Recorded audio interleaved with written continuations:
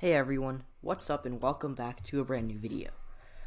I am going to be talking about the Republican Party now, their best case scenario or largest majority in the U.S. Senate for the 2020 presidential election. So I'm just going to talk about what I think would happen in a GOP best case scenario in the Senate for 2020. So yeah. I did the Democrat video, in case you haven't already seen that, so, yeah, and then, all these other states would still be safe, maybe not Delaware, although Lauren Witzke's running there, and she's a right-wing, very right-wing, and then, yeah, so, all these races, maybe not Georgia special, but I'm going to be generous, and give it as safe. But all these seats would be safe in a best case scenario for the GOP at the Senate level. And yeah, so we're going to do our likely states for the GOP. States that would be likely: Montana would be likely, Iowa would be likely, Georgia would be likely, and that's basically it. So that gets them up to 50 seats. So starting off with Montana, Steve Bullock is kind of a boom or bust candidate, where I wouldn't be surprised if he absolutely crushes Daines and all the people who voted for him for governor just come out and vote for him.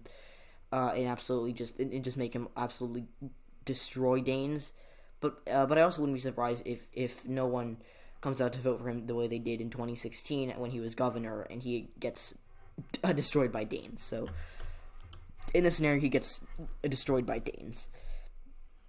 In Iowa, Joni Ernst is not that popular. I really don't think that she's going to win by a likely margin, but in the best case scenario, she channels the anti-Biden energy, and there is anti-Biden energy in the more rural parts of Iowa. Iowa is a very rural state, and she used that to lash out against Greenfield. Greenfield doesn't generate enough enthusiasm to make it competitive, or this is somewhat competitive, but not win.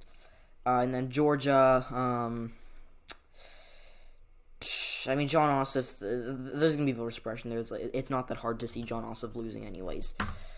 So he'd probably lose in a he'd probably lose by like 7, 8, maybe 10 in a GOP best case scenario. Now, likely Democrat seats, you still see Illinois be likely. You'd still see, you'd still probably see Minnesota. Well, you mostly not touch Minnesota yet. You'd probably still, probably still New Mexico. Would be likely. So, yeah, there's only two. Again, Minnesota, maybe Virginia, probably would still be likely. But that's basically So, again, this is I'll say this a ton, and I'll say it again. And this is not my real prediction. I don't think this is gonna happen. But say New Mexico, Mark Ronchetti is a he's a meteorologist from New Mexico, and he's like, unless you see him on your news every morning, then you probably don't know who the heck he is. So he's gonna lose anyways. But in best case scenario, he'd make it likely. Now, Elisa Martinez could have probably made it contested if she was the nominee, but she wasn't. And then Illinois, Illinois, I don't like to touch Illinois when it has the safe margin, because Illinois is not a safe Democratic seat due to Willie Wilson running. And, to be honest, even in GOP best case scenario, he'd take away votes from them, but not realistically.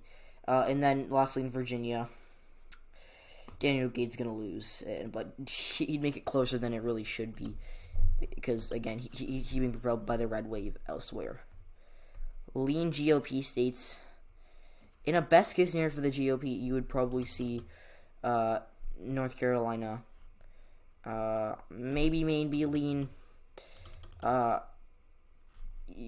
actually not going to do Maine yet, but you'd see North Carolina be lean. So Cunningham's going to beat Tillis, that's for sure. But in a best case scenario, Trump wins North Carolina, and then he just Tillis rides his coattails. Lean Democrat seats, Minnesota would still be lean. Colorado also still be lean.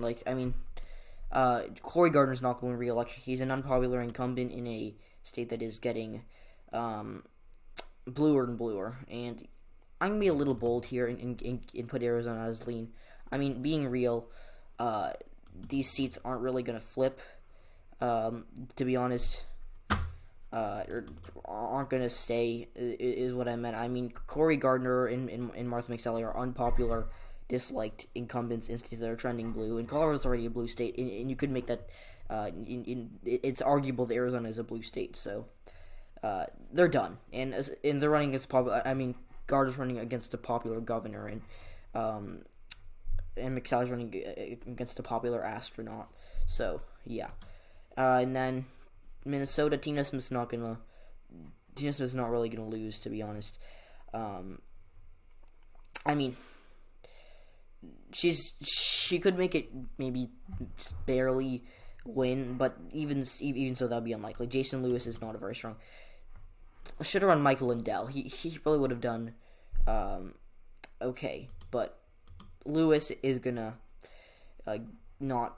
He's not able to win in say like Minnesota, where Tina Smith is a popular incumbent, and then in New Hampshire, Jean Shaheen running against Don Bullock. That's not really that contested, but I like to characterize this as likely. Some people say it's safe, but yeah. So we got two more states that are gonna be red in a Senate majority best case scenario video for them. That's Michigan and that's Maine.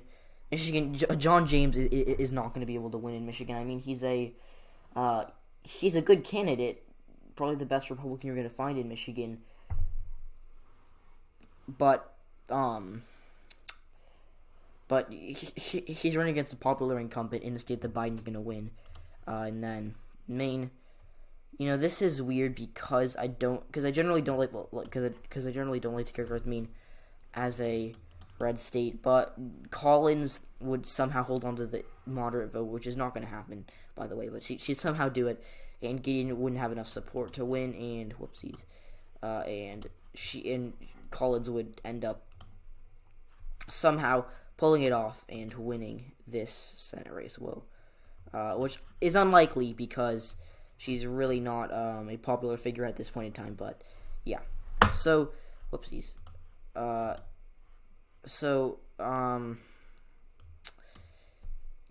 generally, I think that Montana and Michigan, North Carolina, will go Democratic. I do think Kansas will be closer than that. I think Texas will be closer than that. I think Mississippi and Alabama will be closer than that. I think South Carolina will be closer than that. I think Georgia Special will be closer than that.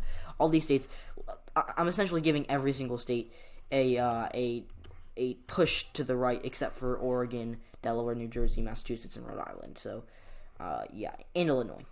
So that's essentially what's happening here. But yeah. So guys, thanks for watching this video. Be sure to smash the like button, and subscribe if you haven't already. Turn on post notifications so you don't miss a single video I post. If you can, donate to my Patreon. Although don't fast, just donate to my Patreon. Be sure to eat. Stay safe, stay healthy, and I'll see you all tomorrow.